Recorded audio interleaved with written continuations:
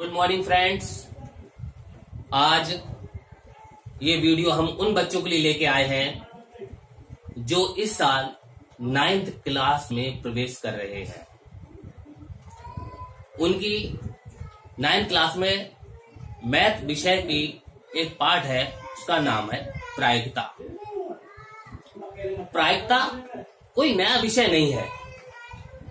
प्रायिकता का मतलब है, इसका दूसरा नाम भी हम कह सकते हैं संभावना।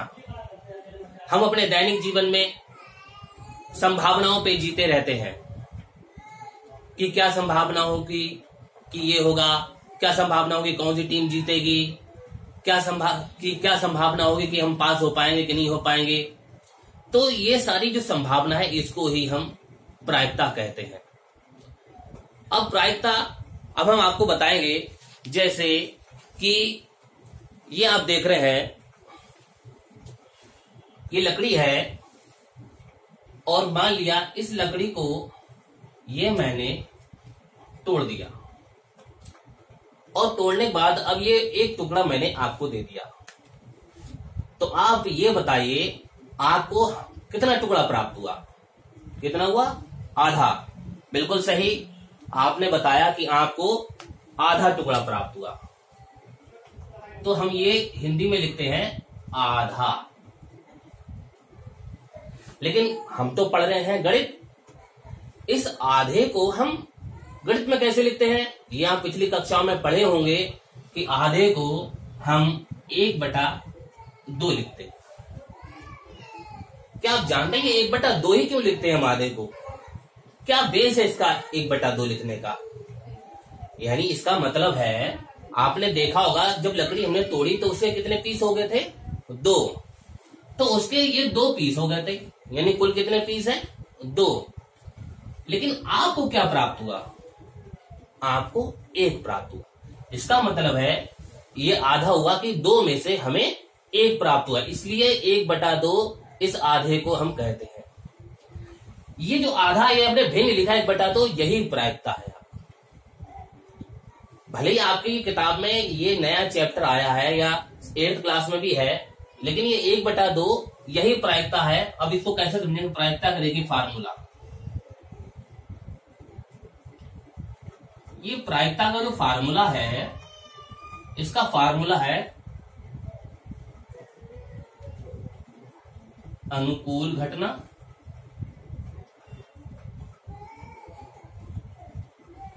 बटे कुल घटना।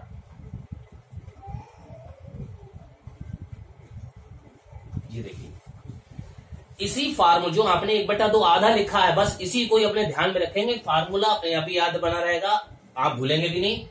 अनुकूल घटना बटे कुल घटना। अनुकूल घटना का मतलब है कि हमें जो चाहिए, जो सवाल में पूछा जाए, जिस बेस को पूछा जाए कि उसको क्या चाहिए।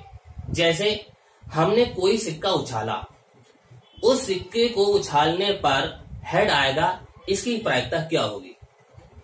तो बच्चों, सिक्के में 2 ही पहलू होते हैं, एक हेड और टेल। तो उसका मतलब कुल कितने उसके हो गए घटना घटने के? हेड या टेल 2 हो गए। अब उसमें मान लिया हेड चाहिए, तो हेड तो 1 ही होता है, तो इसका हो जाएगा हेड 1। यानी कुल अनुकूल हमें क्या होगा? 1 घटना, और कुल कितनी घटना है? 2। बस ये इसकी प्रायिकता होगी 1/2। ऐसे ही हम लूडो खेलते हैं अपने दिनचर्या में, और लूडो में 1 से 6 तक गिनती लिखी होती है। तो हमने पासा उछाला और उसमें 5 गिरेगा, इसकी क्या प्रायिकता है? ये सवाल आ गया। तो हम जानते हैं एक पासे में 1 से 6 तक गिनतियां होती है, यानी कुल घटनाएं कितनी है? 6। 1 2 3 4 5 6। तो कुल घटनाएं हमारी हो गई 6, और हमें चाहिए क्या? 5। तो पास में 5 तो 1 ही होता है, तो ये हमें 1 चाहिए। तो इसकी प्रायिकता कितनी हो गई? 1/6। या हम कहें कि हमने पासा उछाला और वो सम संख्या होगी, इसकी क्या प्रायिकता है? तो सम संख्या आप जानते हैं कि 2 4 6 ये हमारी सम संख्या है। तो पासा में कुल कितनी घटना है? कुल कितने अंक हैं? 6। मान लीजिए 6 अंक हैं और हमें चाहिए सम संख्या। सम संख्या कितनी होती है? 2, 4 और 6, यानी 3 हो गई सम संख्या है। इस तरीके से अगर हम इसको सरल कर ले, 3 एकम 3, 3 दूनी 6, तो इसकी प्रायिकता कितनी हो गई? 1/2। ऐसे ही ताश की गड्डी, ताश की गड्डी में अगर आपने देखी होगी तो 52 पत्ते होते हैं और उसमें कलर 2 तरीके के होते हैं, एक लाल और एक काला, यानी 26 पत्ते लाल होते हैं और 26 पत्ते काले होते हैं। अगर उनमें चिन्ह की बात करें, उसमें चिन्ह भी बने होते हैं, हुकुम, ईंट, चिड़ी, पान। तो चिन्ह के आधार पर ये 13 पत्ते होते हैं। 13 चक्कू 52, 13 पत्ते ईंट के, 13 पत्ते पान के, 13 चिड़ी के और 13 ही हुकुम के। यानी इस तरीके से 1 से 10 तक, यानी 1 का 2, 3, 4, 5, 6, 7, 8, 9, 10 ये और गुलाम, बेगम, बादशाह, इस तरीके से ये 13 पत्ते चारों के पाए जाते हैं।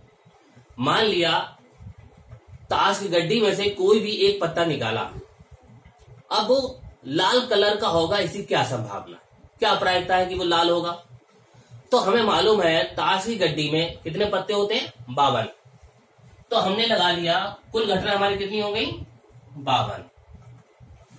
और लाल पत्ते, लाल कलर हमने बताया कितने पत्ते होते हैं लाल कलर के? 26, यानी हमें चाहिए लाल कलर और कुल कितने पत्ते हैं? 52। इस तरीके से इसको हम हल कर लेंगे, 1/2 इसका, इसकी प्रायिकता कितनी होगी?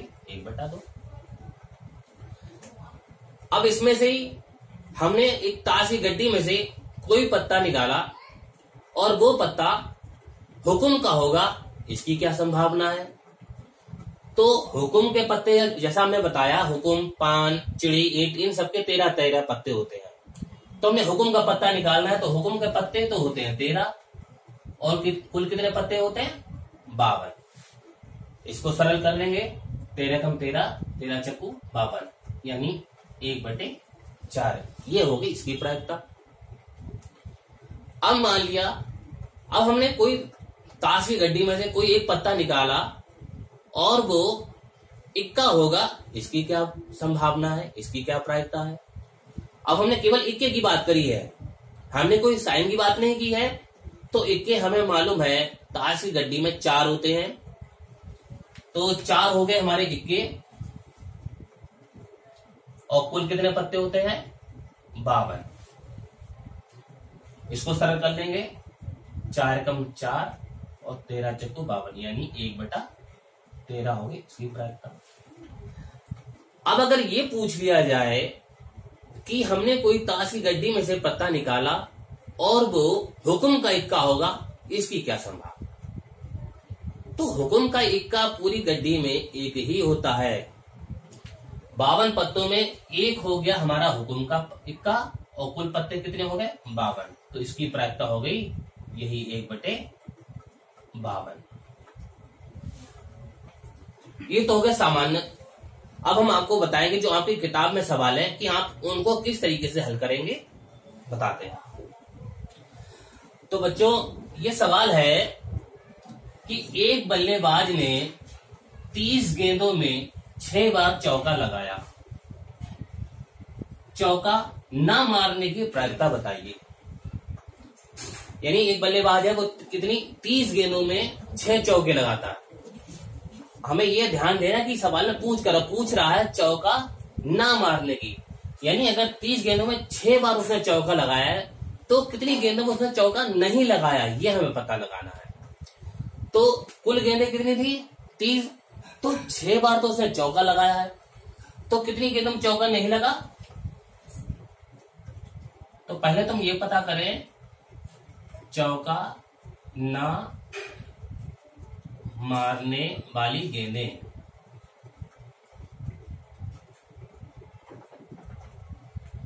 कि कितनी गेंदों में उसने चौका नहीं लगा पाया। तो 30 में से 6 में तो उसने चौका लगा ही दिया, तो चौका न मारने की गेंदें कितनी हो गई? 24। तो इस तरीके से हमारी प्रायिकता हो जाएगी, प्रायिकता बराबर चौका ना मारने की गेंदे बटे कुल गेंदें कितनी है 30। तो चौका ना मारने वाली गेंदें हो गई हमारी 24 और कुल गेंदें कितनी हो गई 30। इसको सरल कर लेंगे, 6 चौक 24, 6 पंजे 30। इस तरीके से इसकी प्रायिकता होगी 4/5। एक ये दूसरा सवाल है, 3 सिक्कों को 200 बार उछाला गया है। उन 200 बार उछालने पर जो परिणाम प्राप्त हुए हैं उसकी टेबल है कि 3 चित्त जो है वो आया है 23 बार, 2 चित्त वो आया है 72 बार, 1 चित्त 77 बार आया है और 28 बार कोई भी चित्त नहीं आया है। ये 200 परिणाम दिए हुए हैं। पूछा क्या गया है कि 2 चित्त आने की प्रायिकता बताइए।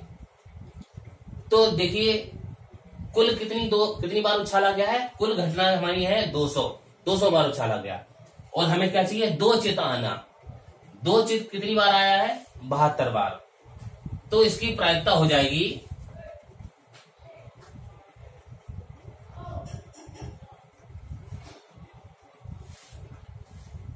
ऐसे भी लिख सकते हैं 2 बार चित्त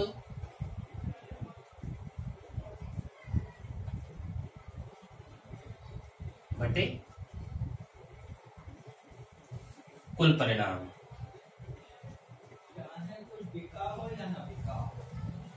तो हमारे 2 बार चित्त कितने हैं 72 और कुल परिणाम कितने हैं 200। इसको सरल कर लेंगे तो अगर हम इसको काटते हैं 8 नीम 72, 8 दूनी 16, 8 पंजे 40 यानी 9/25 ये आ जाएगी इसकी प्रायिकता। हाँ। तो इस तरीके से ये हमारे सवाल पूरे हो गए। आप अपनी किताब में जो सवाल दिए हुए हैं उनका अभ्यास करें, उनको लगाने की कोशिश करें। अगर आपको किसी सवाल में कोई भी दिक्कत आए तो आप कमेंट बॉक्स में जरूर बताएं।